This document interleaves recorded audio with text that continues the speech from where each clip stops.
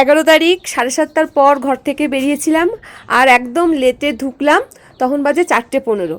আমি একদম পেছনের ভিউটা তোমাদের দেখাচ্ছি। এত সুন্দর রুম পেয়েছি, এসেই সুন্দরভাবে স্নান ধান করে একদম ফ্রেশ হয়ে গেছি।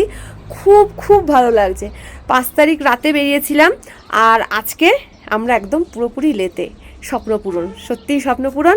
এবার আমি ব্যাক ক্যামেরায় তোমাদের ভিডিওটা দেখাচ্ছি, আর ছবি তো পরে দেবো। আর দারুণ লাগছে, খুব সুন্দর জায়গায় হোটেলটা পেয়েছি আর ভিউ অসাধারণ। দেখো আমাদের হোটেল থেকে ভিউটা ঠিক এই রকম। কি সুন্দর দেখেছো ভিউটা হোটেল থেকে।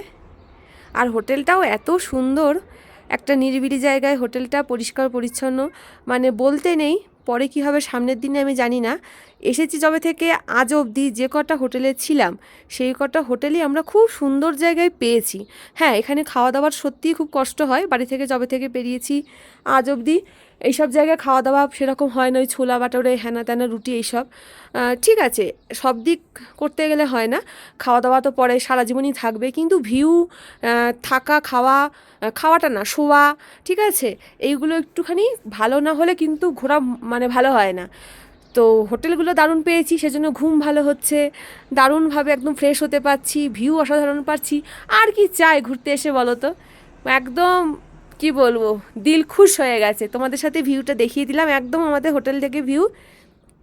কত বড় বারান্দা দেখবে আমাদের এই রুমের এখানে, এক বিশাল বড় বারান্দা দিয়েছে। জামা কাপড় মেলারও কোনো অসুবিধা নেই, ঘরেও সব জামা কাপড় মেলে কেচে দিয়েছি।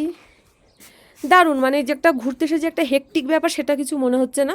খুব খুব এনজয় করছি, খুব এনজয় করছি। ভগবান সাথে আছে, তাই জন্যই এটা সম্ভব হচ্ছে। দেখা যাক সামনের দিনগুলো আবার কেমন আসে।